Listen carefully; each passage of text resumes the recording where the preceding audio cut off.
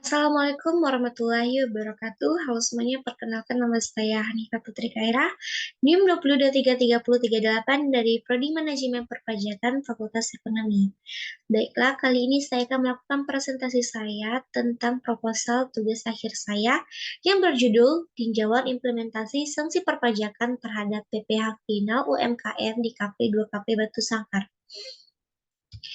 Yang pertama, mari kita bahas yaitu tentang bab 1, pendahuluan. Latar belakang. Pajak merupakan sumber pembiayaan negara yang dominan baik untuk pembiayaan dan pembangunan nasional untuk meningkatkan kesejahteraan masyarakat. Dalam menjalankan pemerintahan dan pembangunan, pemerintah membutuhkan dana yang tidak sedikit. Sebagai sesuatu unsur penerima negara, pajak memiliki peran yang sangat amat besar dan semakin diandalkan untuk kepentingan pembangunan dan pembiayaan pengeluaran pemerintah. Pengenaan sanksi perpajakan diberlakukan untuk menciptakan kepatuhan wajib pajak dalam melaksanakan kewajiban perpajakannya. Pemberian sanksi yang memberatkan wajib pajak bertujuan untuk memberikan efek jerah sehingga terciptanya kepatuhan pajak. Kontribusi pemasukan dana yang bersumber dari wajib pajak merupakan pendapatan yang berarti dalam memiliki makna yang luas bagi pembangunan negara Republik Indonesia. Hal yang sangat menjadi perhatian adalah usaha untuk meningkatkan kesadaran wajib pajak untuk pembayaran pajak adalah inti dari peraturan dan pengenaan sanksi pidana di bidang perpajakan. Sanksi pajak sangat diperlukan dalam sistem pajak agar wajib pajak patuh akan kewajiban dan membayar pajak. UMKM di Indonesia seringkali menjadi sorotan dalam pembicaraan mengenai perkembangan ekonomi. Pasalnya, sebagian besar pelaku usaha di Indonesia merupakan pemilik usaha mikro, kecil, menengah. Di Indonesia, undang-undang yang mengatur tentang UMKM adalah Undang-Undang Nomor 20 Tahun 2008. Dalam undang-undang tersebut, UMKM dijelaskan sebagai perusahaan kecil yang dimiliki dan dikelola oleh seseorang atau dimiliki oleh sekelompok kecil orang dengan jumlah kekayaan dan pendapatan tertentu. Yang kedua yaitu adalah rumusan masalah, yaitu bagaimana implementasi sanksi perpajakan terhadap PPh final UMKM di KP2KP Batu Sangkar. Dan selanjutnya, tujuan penelitian. Penelitian ini bertujuan untuk menemukan bukti untuk meninjau implementasi sanksi perpajakan terhadap PPh UMKM di KP2KP Batu Sangkar. Manfaat penelitian yaitu bagi peneliti, bagi kantor pelayanan pajak, dan bagi pembaca. Yang selanjutnya, mari kita bahas tentang tinjauan pustaka. Yang pertama, mari kita bahas tentang sanksi perpajakan. Sanksi perpajakan sendiri merupakan jaminan bahwa ketentuan peraturan perundang-undangan perpajakan atau norma pajak akan dituruti, dipatuhi, dan ditaati. Dengan kata lain, sanksi perpajakan merupakan alat pencegah agar wajib pajak tidak melanggar norma perpajakan. Penerapan sanksi diterapkan sebagaimana akibat tidak terpenuhinya kewajiban perpajakan oleh wajib pajak, sebagaimana diamati oleh Undang-Undang Perpajakan. Pengenaan sanksi pajak kepada wajib pajak dapat menyebabkan terpenuhinya kewajiban perpajakan oleh wajib pajak sehingga dapat meningkatkan kepatuhan wajib pajak itu sendiri. Materi selanjutnya yaitu adalah jenis sanksi di Indonesia. Jenis sanksi di Indonesia sendiri terbagi menjadi dua bagian, yaitu sanksi administrasi dan sanksi pidana. Kalau sanksi administrasi yaitu adalah sanksi administrasi berupa denda, sanksi administrasi berupa bunga, dan sanksi administrasi berupa kenaikan. Sedangkan sanksi pidana terbagi menjadi dua, yaitu adalah sanksi pidana kurungan, sanksi pidana penjara. Dan selanjutnya yaitu adalah UMKM.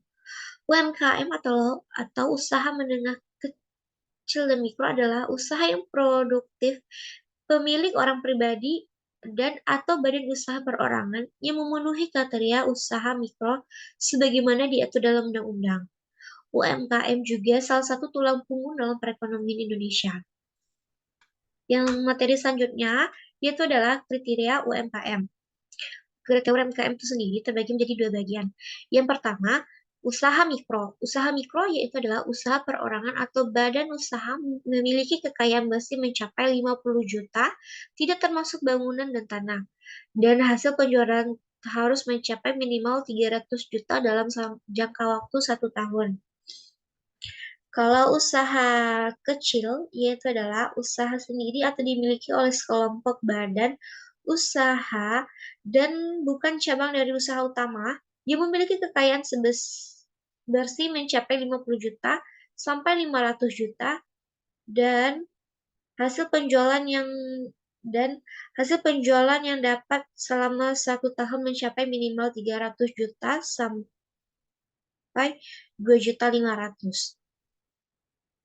Yang selanjutnya yaitu adalah usaha menengah. Usaha usaha menengah itu adalah usaha sendiri yang menjadi bagian secara tidak langsung maupun secara langsung bagian usaha kecil dan usaha besar. Dan memiliki kekayaan bersih mencapai 500 juta sampai 10M dengan hasil penjualan tahunan harus mencapai 2M 500 juta dengan sampai 50M.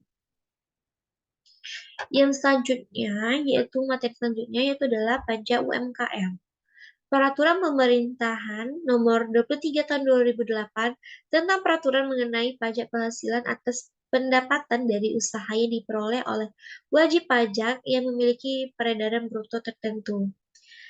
Peraturan pajak ini merupakan perubahan untuk